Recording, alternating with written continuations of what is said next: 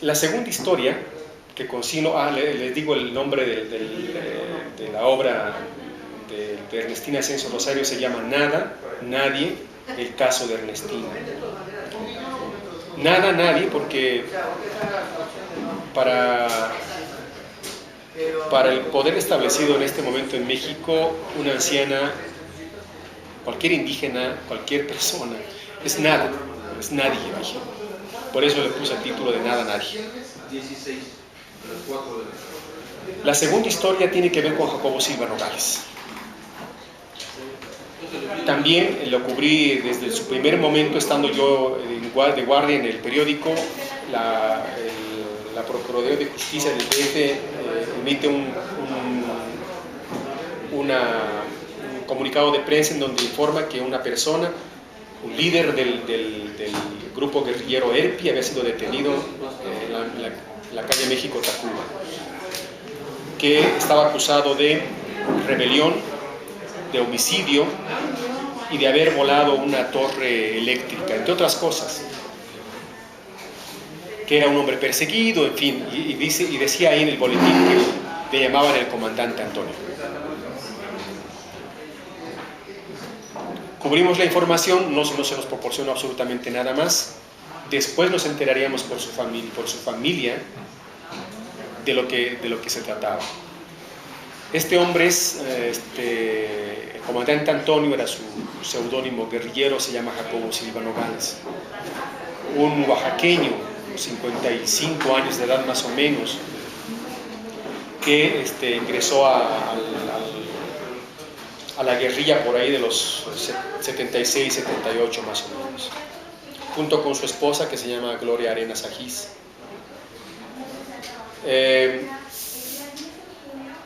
Pongo la historia de su vida, pongo la historia de cómo entró, de cómo se hizo guerrillero, qué es lo que buscaba, qué es lo que lo impulsó para tomar las armas, en fin. Pero quiero abocarme al momento, inmediatamente posterior a su detención. También intervinieron militares, porque los que lo detuvieron fueron militares vestidos, disfrazados de indigentes, de albañiles, de un vendedor de tacos, en fin.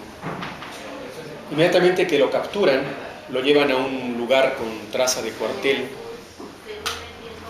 en donde lo someten a las peores torturas que uno puede imaginar. Suena fácil decir lo torturaron, pero hablar ya de lo que le hicieron es increíble cómo un ser humano puede soportar todo eso. Lo de menos fueron los golpes que le dieron en diferentes partes del cuerpo. Brevemente, algunas cosas nada más. Por ejemplo, con él aplicaron unas técnicas nuevas, bueno, relativamente nuevas, de tortura. En una de esas ocasiones, a este hombre completamente desnudo lo sientan en una silla, le dan a beber un líquido que nunca supimos qué era, e inmediatamente lo empiezan a golpear rítmicamente las sienes y la nuca, con golpes no muy fuertes, pero secos y continuos. Él dice que durante horas, no se acuerda, porque siempre terminaba inconsciente, siempre terminaba desmayado. Eran golpes que después nos enteraríamos que de lo que se trataba era de provocarle un aneurisma, un colapso cerebral que lo llevara al coma, y del coma al estado vegetativo. Eso buscaba desde el principio que lo detuvieron. Eso está comprobado. No sé si conocen ustedes a Ernesto Lamoglia. Bueno, pues él nos ayudó a clarificar por qué hacían este tipo de golpes. Bueno, total. Este sistema de tortura fue progresivo. Ya después pasaron a los toques eléctricos, a la descarga eléctrica,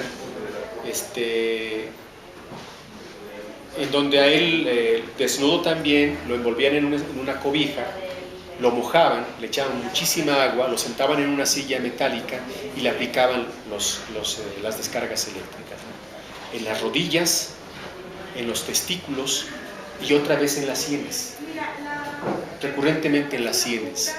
Por supuesto también este hombre terminaba inconsciente, ¿no?, de todas esas torturas.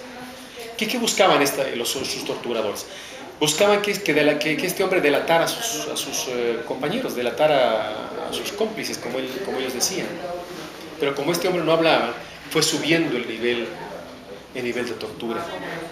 Lo último que se acuerda, porque ya él dice que ya de plano no veía como en película todas las cosas. Lo único que se acuerda de él es que un día, en ese lugar, en ese sitio había una especie como de arco, un arco metálico de madera, no se acuerda él, en donde le aplicaron una técnica de tortura infalible en la Edad Media.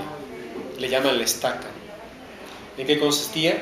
Lo ponían con las manos atadas atrás, lo amarraban de un lazo, este lazo tiraban por encima del palo mayor y los 3 soldados jalaban ese lazo para que el cuerpo de Jacobo quedara suspendido, solamente sostenido por las muñecas.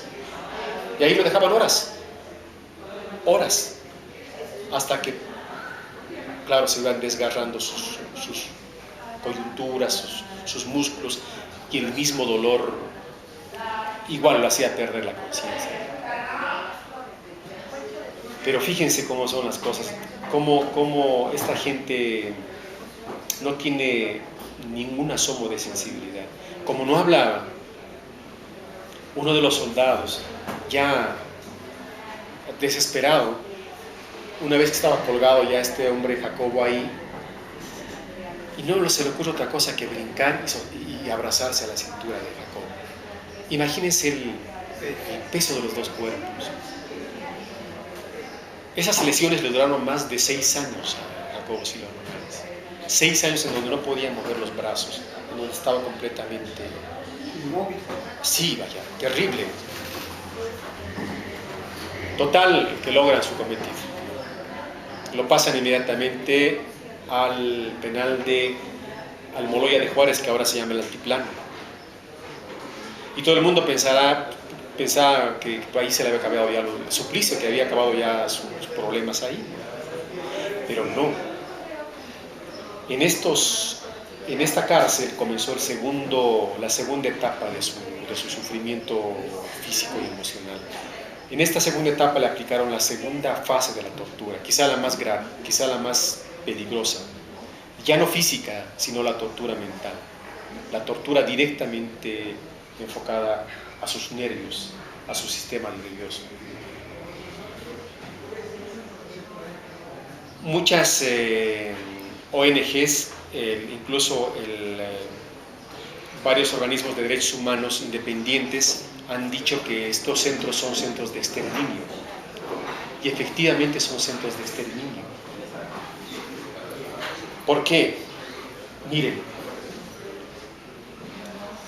a este hombre guerrillero, acostumbrado a tener contacto con la naturaleza, el aire, las montañas, en fin, de la noche a la mañana lo encierran en una celda de 2 por 2 metros, de 2 por 2 metros cuadrados, una celda completamente cerrada, en donde nada más hay una especie de litera de cemento donde duerme, una repisa donde pone algunas cosas, un murete, un baño, y al lado del baño una reja en donde permanece las 24 horas del día un custodio.